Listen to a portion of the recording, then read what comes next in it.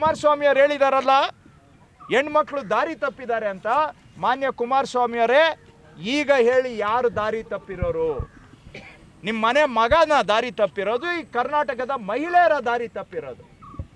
ಅಮಾಯಕ ಮಹಿಳೆಯರನ್ನು ಈ ಥರ ನೀವು ಎಕ್ಸ್ಪ್ಲಾಯ್ಟೇಷನ್ ಮಾಡಿದ್ದೀರಲ್ಲ, ಅವರ ಅಮಾಯಕತನವನ್ನು, ಅವರ ಬಡತನವನ್ನು, ಅವರ ಕಷ್ಟದ ಪರಿಸ್ಥಿತಿಗಳನ್ನು ಲಾಭ ತಗೊಂಡು, ದುರ್ಲಾಭ ತಗೊಂಡು ಇಡೀ ಪ್ರಪಂಚದ ಅತಿ ದೊಡ್ಡ ಲೈಂಗಿಕ ಹಗರಣ ಮಾಡಿದ್ದೀರಲ್ಲ, ಯಾರು ದಾರಿ ತಪ್ಪಿರೋರು?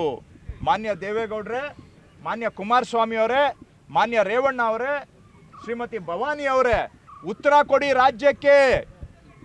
ನೀವು ಇಷ್ಟೆಲ್ಲ ನಿಮ್ಮ ಮನೆಯಲ್ಲಿ ನಡೀತಾ ಇದ್ರು, ಏನು ಮಾಡ್ತಾ ಇದ್ರಿ ಇಷ್ಟು ದಿನ? ಮಹಿಳೆಯರಿಗೆ ಅತ್ಯಾಚಾರ ಆಗ್ತಾ ಇದ್ರು ಕೂಡ ಅತ್ಯಾಚಾರ ಮಾಡ್ತಾ ಇರೋರಿಗೆ ಬೆಂಬಲ ಕೊಟ್ಟು ಈ ಒಂದು ಕ್ರೈಮ್ನಲ್ಲಿ ನೀವು ಭಾಗಿಯಾಗಿದ್ದೀರಿ, ಹೌದಾ ಇಲ್ವೋ? ಇದಕ್ಕೆ ಉತ್ತರ ಕೊಡಿ ರಾಜ್ಯದ ಜನಗಳಿಗೆ. ಇವತ್ತು ಇಷ್ಟೊಂದು ದೊಡ್ಡ ಅನ್ಯಾಯ ರಾಜ್ಯದ ಜನಗಳಿಗೆ ಆಗಿದೆ ಅಂತ ಮೇಲ್ನೋಟಕ್ಕೆ ಕಂಡು ಬರ್ತಾ ಇರೋದ್ರಿಂದ ಇದು ಅಕ್ಷಮ್ಯ ಅಪರಾಧ. ರಾಜ್ಯದ ಮಹಿಳೆಯರು, ಬಿಜೆಪಿಯವರು ಏನು ಮಾಡ್ತಾ ಇದ್ದಾರೆ? ಧರ್ಮ ಅಂತ ಮಾತಾಡ್ತಾರೆ, ಮಾತೆತ್ತಿದ್ರೆ ಓಟ್ ಬಂದಾಗ ಧರ್ಮದ ಜ್ಞಾಪಕ ಬರುತ್ತೆ.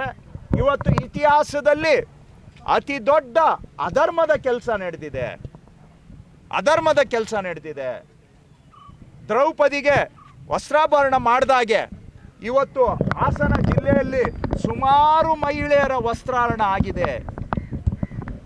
ರಾಮನ ಬಗ್ಗೆ, ಕೃಷ್ಣನ ಬಗ್ಗೆ ಮಾತಾಡ್ತಕ್ಕಂಥ ನೀವು ರಾಮಾಯಣ ಮಹಾಭಾರತವನ್ನು ಓಟಿಗೆ ಬಳಸ್ಕೊಳ್ತಕ್ಕಂಥ ನಿರ್ಲಜ್ಜ ಬಿಜೆಪಿಯವರು ಇವತ್ತು ಇಂತಹ ಲೈಂಗಿಕ ಹಗರಣದ ಕುಟುಂಬದ ಜೊತೆಗೆ ಸಂಸಾರ ನಡೆಸಿ ಒಬ್ಬರಿಗೆ ಒಬ್ಬರು ಆಲಿಂಗನ ಮಾಡಿಕೊಂಡು ಈ ಪ್ರಕರಣವನ್ನ ಮುಚ್ಚಿ ಹಾಕುವಂತ ಎಲ್ಲ ಪ್ರಯತ್ನವನ್ನ ಮಾಡ್ತಾ ಇದ್ದೀರಾ.